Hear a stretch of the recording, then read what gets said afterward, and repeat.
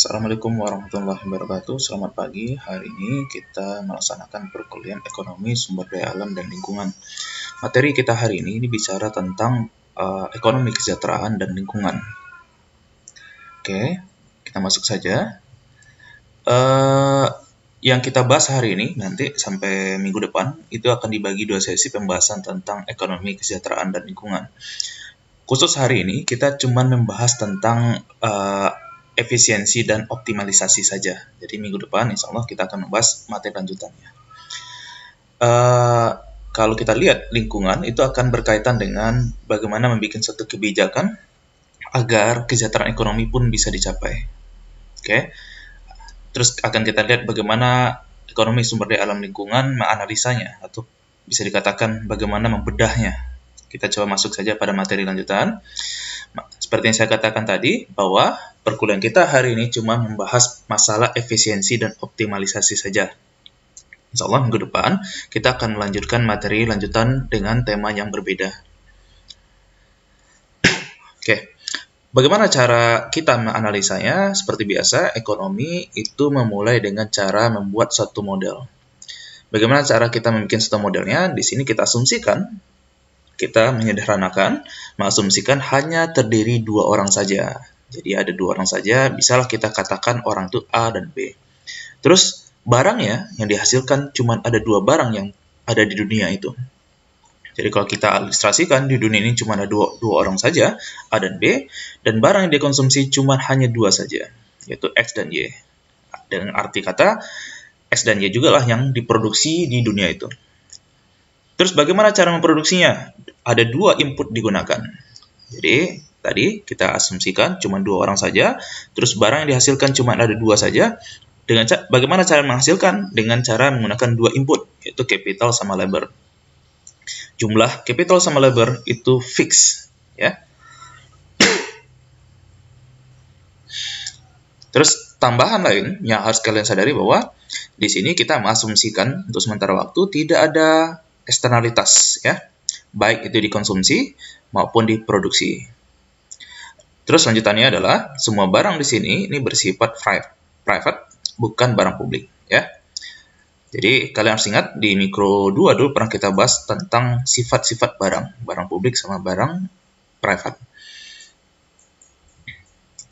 Yang tadi di sini juga ingat bahwa setiap individu mempunyai preferensi terhadap barangnya dan memproduksi menggunakan sumber daya yang tersedia. Oke, itu hal-hal yang kita asumsikan untuk menganalisa persamaan ini. Kita masuk kepada konsumsi dulu, ya. Bagaimana konsumen membuat fungsinya? Fungsi dari konsumen pasti itu bicara tentang utility function, ya. Seperti kita ketahui tadi bahwa individu cuma ada 2 orang saja, A dan B. Lalu kita bikin satu fungsi utility. Di sini kita bisa mengatakan utility dari si A itu adalah hasil dari kombinasi mengkonsumsi barang X dan Y yang dilakukan oleh si A, ya.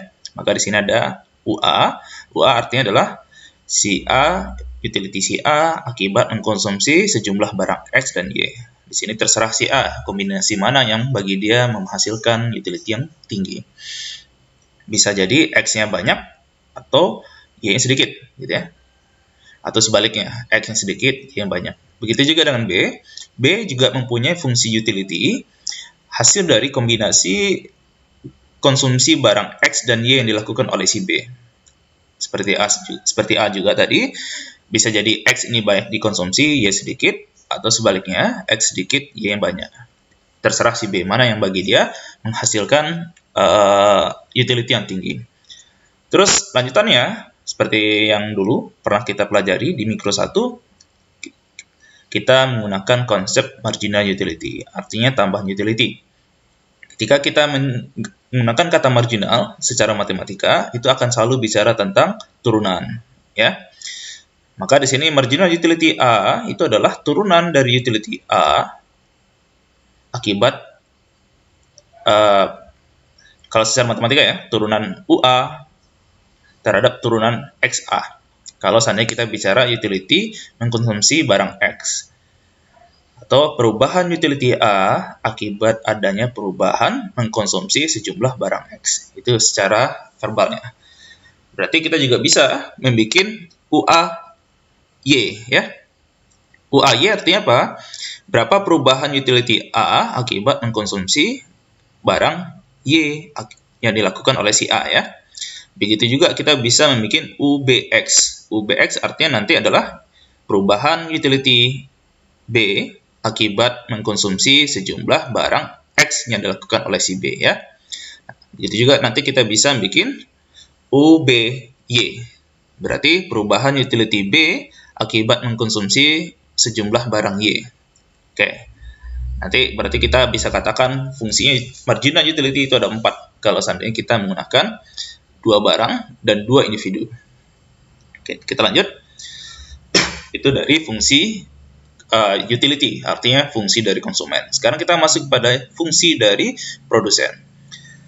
Seperti yang kita ketahui tadi, bahwa produsen pun dia cuma menghasilkan 2 barang, tapi 2 barang ini menggunakan 2 input, yaitu capital sama labor. X di sini bisa diciptakan dengan menggunakan sejumlah modal dan sejumlah labor untuk menghasilkan X, ya. Maka di sini KX sama LX. Artinya barang X ini dihasilkan dengan menggunakan sejumlah capital dan labor khusus untuk menghasilkan X. Begitu juga dengan Y. Ketika ingin menghasilkan Y, dia akan menggunakan sejumlah capital dan labor yang digunakan khusus untuk menghasilkan barang Y, ya. Kalau tadi ada marginal utility, maka di produksi itu ada marginal production. Kita bisa mengilustrasikan di sini dengan secara simbol matematikanya. MPYL artinya tambahan produksi barang Y dengan menggunakan input L, ya. Maka secara matematika kita bisa bikin do Y, do LY, ya. Artinya perubahan Y, karena kita ingin melihat perubahan produksi barang Y, artinya di sini maka kita menggunakan do Y, perubahan Y akibat perubahan input sejumlah L, maka kita akan melihat berapa MPL Y, ya. Kalau MPL Y artinya di sini adalah perubahan Y, output Y akibat menggunakan tambahan labor yang digunakan. Kalau ada MPL berarti ada MPK, ya. MPK kalau seandainya kita bicara MPK Y, maka di sini do Y, do K Y. Kalau seandainya kita ingin melihat MPLX, maka di sini yang dilakukan adalah do X, do LX. Dan selanjutnya juga bisa melakukan MPK X, maka di sini do X, do K X. Artinya nanti kita mempunyai marginal product itu juga 4, baik itu dari labor maupun capital dari X dan Y yang dihasilkan, ya. Oke, lanjut.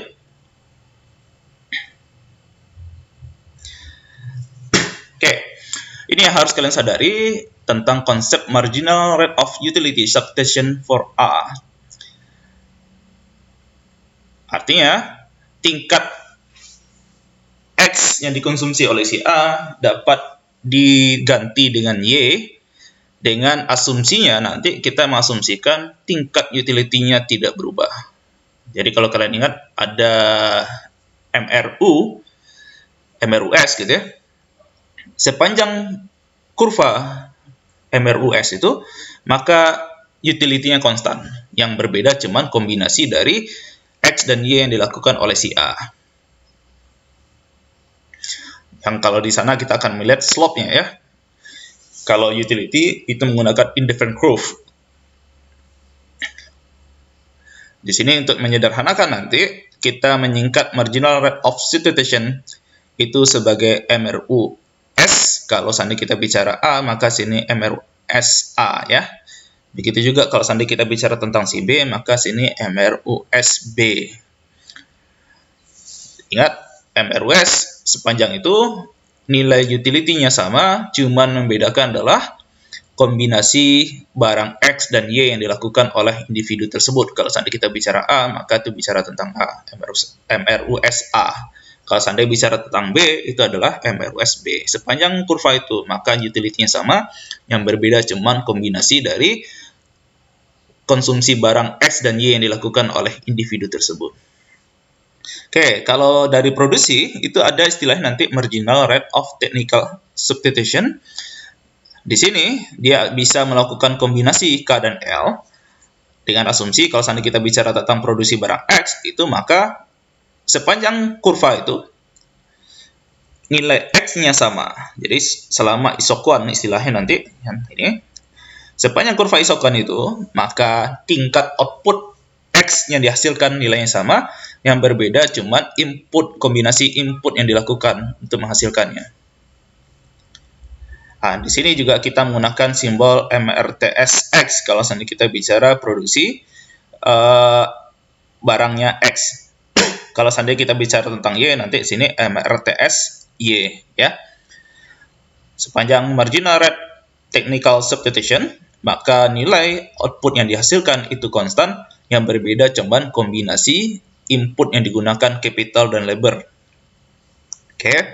Nah, selanjutnya kita akan bahas tentang marginal rate of transformation for commodity X dan Y. Kalau kalian ingat dulu di pengantar mikro diajarkan tentang PPF, itu agak sama di sini.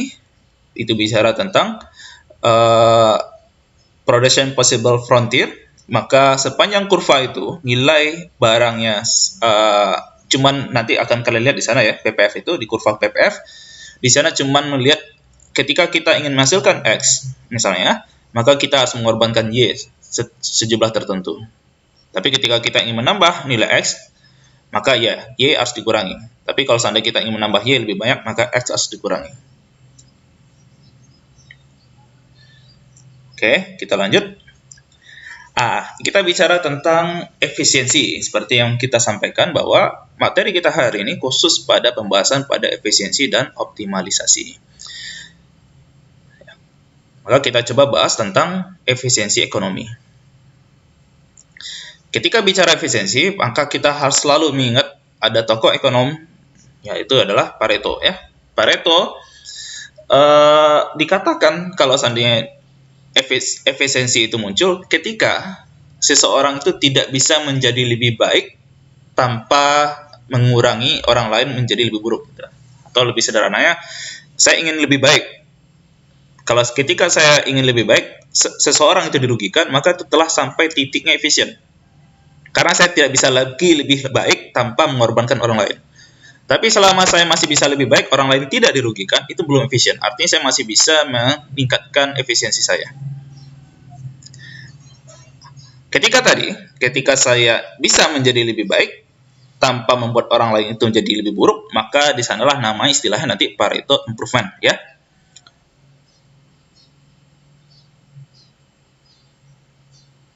Ketika semuanya telah menjadi lebih baik tadi, ketika kita telah sampai Pareto efisien, maka secara tidak langsung kita bisa mengatakan itulah Pareto optimalnya. Oke. Ketika kita ingin bicara efisiensi, ada 3 hal yang harus diingat. Kita ingin melihat efisiensi pada konsumsinya, kita ingin melihat juga efisiensi pada produksinya, dan kita ingin melihat ketika dua-duanya digunakan secara bersamaan, ya, efisiensi konsumsi dan produksi. Oke, kita lanjut. Ketika kita bicara efisiensi di konsumsi, maka kita akan menggunakan konsep secara matematikanya marginal rate of utility substitution bagi dua individu tersebut, nilainya akan sama. Artinya MRUS A itu nilainya akan sama dengan MRUS B.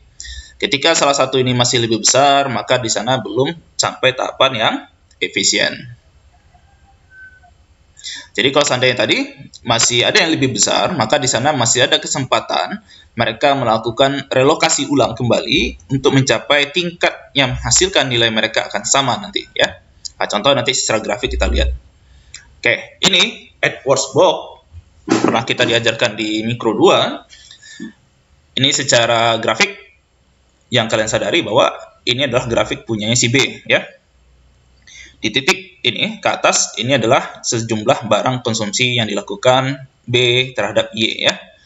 Kalau ke kanan berarti ini barangnya X, ya, yang dikonsumsi oleh si B. Bagaimana cara melihat kurvanya si A? Si A dari sini. Kebalikan, ya. 180 derajat dari si B.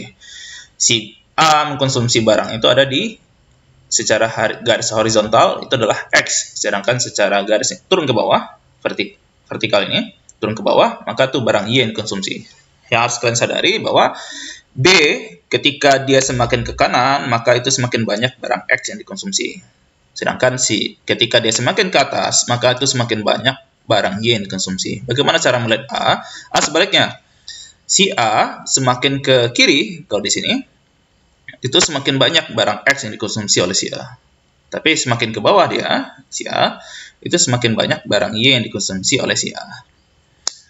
Maka kalau seandainya di titik B0 ini, ketika kita berada di titik B0, maka si B itu tidak mengkonsumsi apapun, baik itu X atau Y. Sedangkan si A secara banyak mengkonsumsi semua X yang tersedia dan semua Y yang tersedia ketika dia di titik B0 ini. Begitu juga dengan A0, ketika di A0, maka si A tidak mengkonsumsi sama sekali. Si B mengkonsumsi X semuanya dan mengkonsumsi Y semuanya. Nah, sekarang kita ilustrasikan dulu untuk sementara kita akan melihat. Misal, si A itu punya tingkat indifferent curve-nya di sini.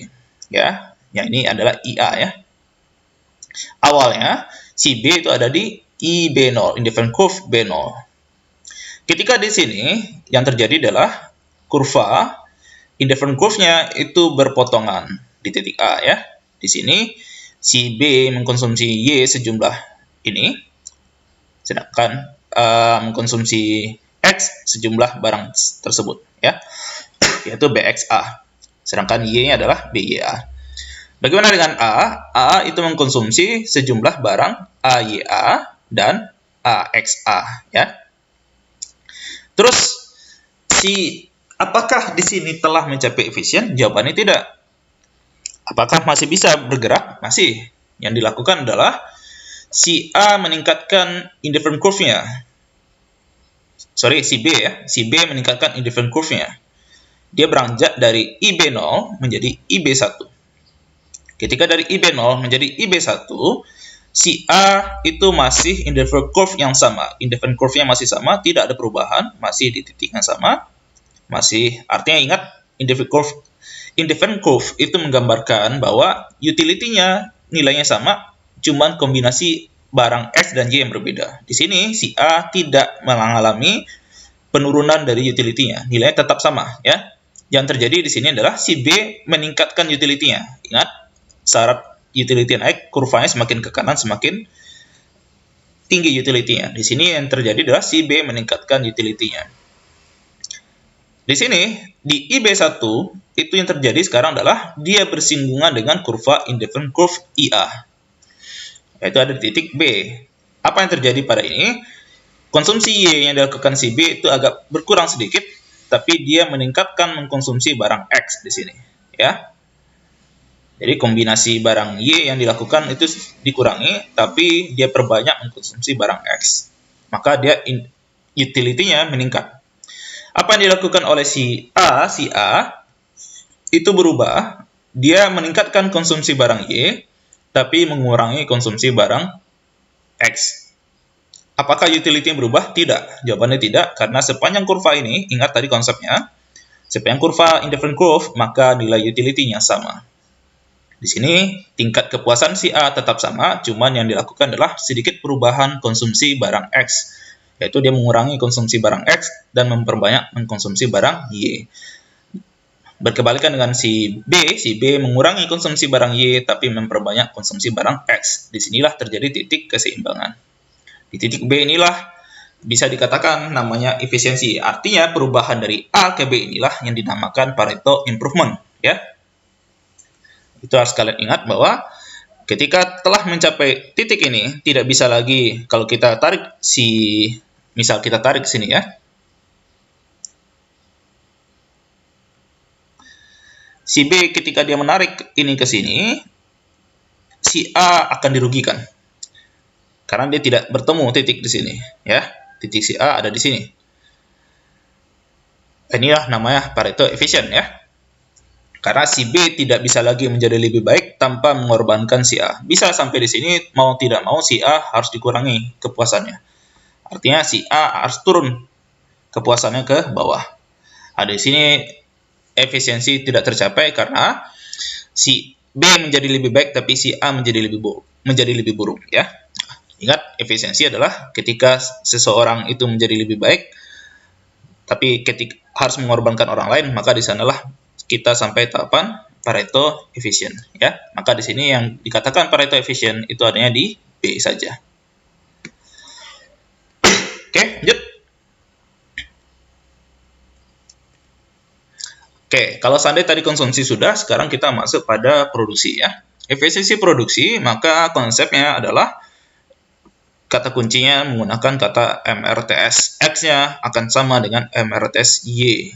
Ya, marginal rate of technical substitution itu nilai harus sama. Itu syarat mencapai efisiensi di produksi. Kalau itu tidak tercapai, maka itu masih memungkinkan terjadi relokasi dari inputnya untuk menghasilkan sejumlah barang tertentu ya. Jadi kalau seandainya masih ada yang bisa kita tingkatkan di sini, misal MRTX-nya lebih besar, maka di sini masih memungkinkan kita mengejar relokasi input membuat nilai MRTS Y-nya sama dengan MRTS X-nya. Oke, tanpa memperpanjang, kita coba bedah juga dengan secara grafik. Sama dengan cara konsumsi tadi, di sini barang Y, ketika dia memproduksi barang Y, dia pasti akan menggunakan sejumlah capital dan labor. Ya. Di sini garis horizontal itu menggambarkan input L yang digunakan untuk menghasilkan Y. Garis vertikal ini itu menggambarkan input capital yang digunakan untuk menghasilkan barang Y. Dan di sini juga sama, semakin ke kanan, maka semakin banyak labor yang digunakan, semakin ke atas, semakin banyak capital yang digunakan Y. Bagaimana dengan X? X sebaliknya. Ini kita lihat dari sudut 180 derajat yang berbeda. Semakin ke kiri, itu semakin banyak labor yang digunakan untuk menghasilkan barang X. Semakin ke bawah, itu semakin banyak capital yang digunakan untuk menghasilkan barang X. Ketika di titik Y0, maka di sini adalah tidak ada capital dan labor yang digunakan untuk menghasilkan Y, tapi kalau seandainya di sini adalah X menggunakan semua labor yang tersedia dan menggunakan semua capital yang tersedia. Begitu juga dengan X0. Di X0 tidak ada capital dan labor yang digunakan untuk menghasilkan X. Yang terjadi di sini adalah semua labor yang digunakan untuk menghasilkan Y dan semua capital digunakan untuk menghasilkan Y. Seperti tadi juga kita menggambarkan di sini, ini isoquant ya. Ingat, kalau di produksi itu bicara isoquant, bukan indifferent curve lagi. Isoquant X, sepanjang kurva isoquant ini, itu barang X yang dihasilkan nilainya sama. Yang berbeda cuman kombinasi input digunakan labor dan capital. Begitu juga dengan isoquant Y0, sepanjang kurva isoquant ini, itu nilai Y yang dihasilkan nilainya sama, cuman yang berbeda kombinasi input yang digunakan. Begitu juga dengan IY1, sepanjang kurva IY1 ini, barang yang dihasilkan itu sejumlah barang Y1 yang berbeda cuman kombinasi input yang digunakan. Seperti tadi juga kita mengilustrasikan langkah awalnya, diasumsikan dia mencapai titik di sini. Isoquant X itu bersinggungan dengan isoquant Y0. Maka yang terjadi adalah nilai mereka berpotongan di A. Ini titiknya berpotongan. Terus yang terjadi selanjutnya adalah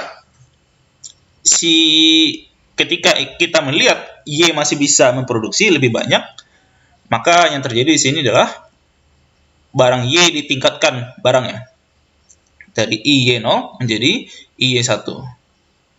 Di titik ini yang terjadi adalah terjadilah perubahan atau Pareto improvement ya, dari A menjadi B. Apakah X dirugikan? Tidak jawabannya, karena sepanjang kurva ini nilai barang yang dihasilkan sama, yang terjadi adalah perubahan input digunakan.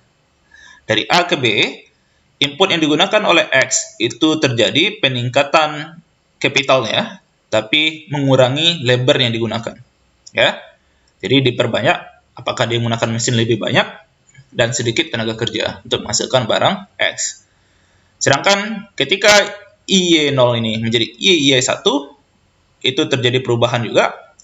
Capital yang digunakan oleh Y itu lebih sedikit, mesin yang digunakan sedikit, tapi lebih banyak menggunakan tenaga kerja. Di sini terjadi perubahan, labor itu awalnya banyak di X, sekarang dialihkan kepada Y, dan capital itu banyak yang di Y, sekarang dialihkan kepada X. Ini yang tadi kata saya melakukan relokasi untuk mencapai titik optimal mereka.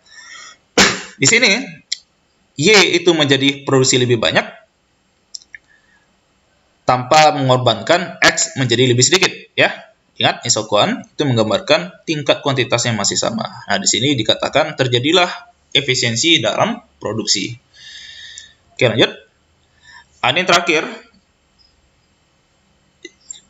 Lanjutan terakhir adalah kita menggabungkan dua konsep sebelumnya tadi, bahwa MRTL sama dengan MRTK, nilainya sama dengan MRUS A sama dengan MRUS B. Secara grafik kita lihat di sini. Di titik A, kalau seandainya kita lihat di sini, kombinasi YM sama XM ini belum efisien. Karena di sini si untuk barang Y itu lebih banyak digunakan, sedangkan X menjadi lebih sedikit. Ya. Atau sebaliknya di sini, titik C ini, barang Y yang lebih sedikit, sedangkan barang X yang dihasilkan lebih banyak. Kalau di titik B ini berimbang, ya, maka di sini titik efisien ketika garisnya bersinggungan. Oke, ini yang harus kalian sadari. 3 hal yang harus menjadi kondisi yang terpenuhi. Itu kalau seandainya persamaan 4.3, 4.4, dan 4.5 itu terpenuhi. Itu apa persamaan tadi? Nah, ini ya, saya mundur sedikit. Nih, 4.3 berarti MRUS sama dengan MRUSA sama dengan MRUSB. Sedangkan 4.4 itu adalah MRTSX sama dengan MRTSY. 4.5 itu artinya terpenuhi semua syarat ini. MRTL sama dengan MRTK sama dengan MRUSA sama dengan MRUSB. Itu dikatakan syarat untuk mencapai alokasi yang efisien. Jadi kalau seandainya mau dikatakan semuanya efisien, maka ketiga syarat tadi harus terpenuhi.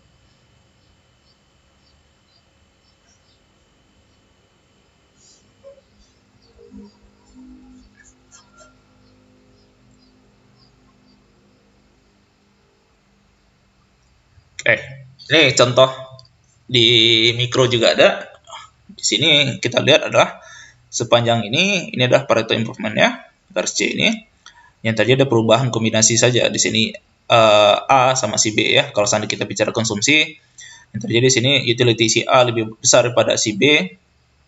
Kalau di sini si A mengurangi utility lebih sedikit, si B utility lebih besar. Ini kombinasi-kombinasi yang mungkin terjadi antara konsumsi yang dilakukan oleh A dan B. Nah, di sini ada banyak sekali Pareto efficient, ya. Di sini ada Pareto efficient juga, di sini masih Pareto efficient, ini Pareto efficient, ini juga Pareto efficient.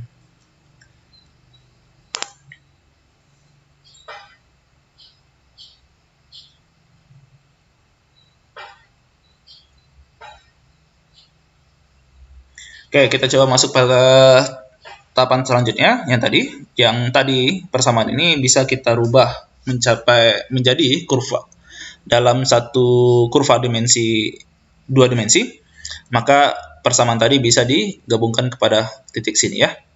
Kalau di sini di R, yang terjadi adalah utility-nya masih bisa ditingkatkan karena titik tertinggi utility itu ada di sepanjang kurva ini, ya. Ketika di T, ini yang terjadi adalah si B lebih banyak utility lebih tinggi dibandingkan utility si A. Dan sebaliknya di titik S ini, utility si B itu jadi lebih sedikit, sedangkan utility si A lebih besar. Maka di sini yang terjadi katanya, kalau seandainya kita bicara social welfare, maka nilainya itu harus mencapai di titik Z ini.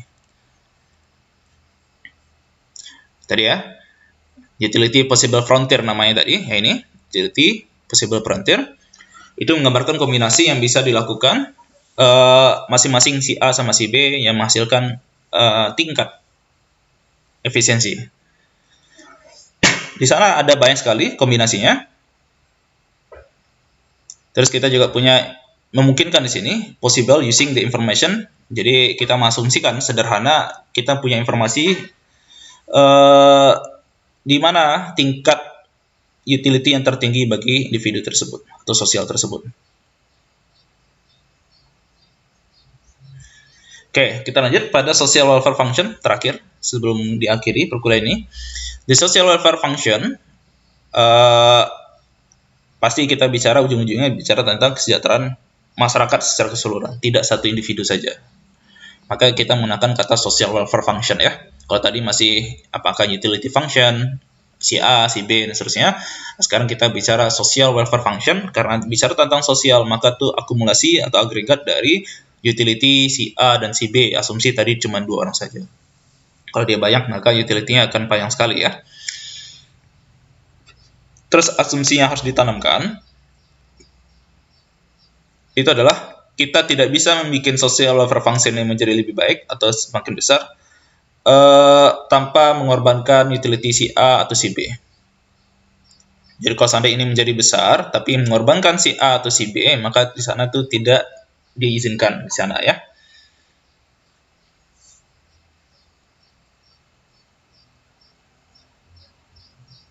Kita coba masuk sini.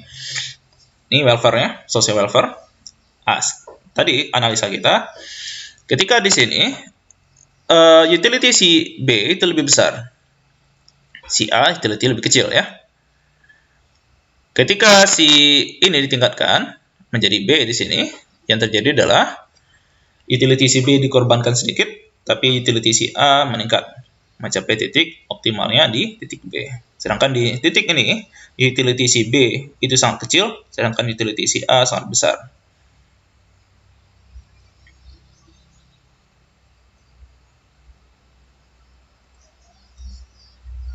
Ini kondisi terakhir yang harus ditanamkan, bahwa syarat dia mencapai titik social welfare function itu adalah ketika WA, WB itu nilai sama UBX dan UAX, dan sama juga dengan UBY sama dengan UAX.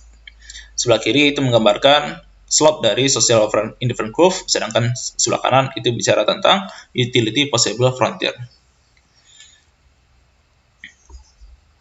Di sini kita lihat misalnya contoh di D sama si C ya, di titik C. Di titik D, di sini dia ingat sepanjang kurva ini utility-nya udah efisien ya. Di sini D efisien, sedangkan C tidak efisien karena tidak menyentuh kurva dari utility-nya. Tapi yang berbeda di sini adalah apakah ini telah optimal? Jawabannya belum. Karena di sini yang terjadi adalah si B itu utility lebih besar, sedangkan si A itu lebih sedikit. Ketika dia ditarik ke garis E, di sini titik E, maka indifferent social welfare-nya itu meningkat. Ingat ya, social welfare, ini kurvanya seperti ini, welfare 1, welfare 2. W2 itu lebih besar pada W1. Artinya, secara social welfare, C ini lebih besar dibandingkan di W1. Tapi secara efisien, ini belum efisien karena si B lebih besar utility-nya, si A itu lebih sedikit utility-nya. Maka di sini yang dilakukan adalah apakah bisa kita tingkatkan social welfare? Bisa, jawabannya itu dengan cara ini ditingkatkan sampai titik E ini. Artinya kurva social welfare kita bertambah. Di sini ada W3 ya. Di W3 ini yang terjadi adalah social welfare meningkat lebih besar, sedangkan tingkat efisiensi itu tercapai.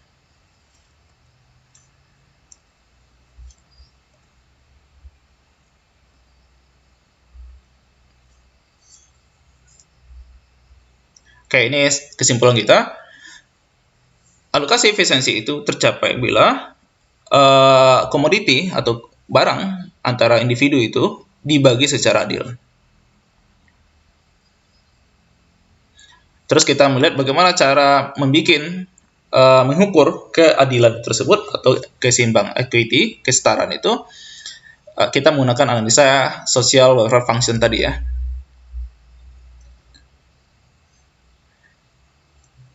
Apabila itu tercapai, tadi kalau seandainya ini disampai tadi ya, di titik E ini, ini telah tercapai titik efisien dan optimal karena nilai social welfare juga tinggi dan juga dicapai titik efisien. Kalau itu telah tercapai, maka kita bisa menggunakan konsep dari social welfare function tadi sebagai analisa kita.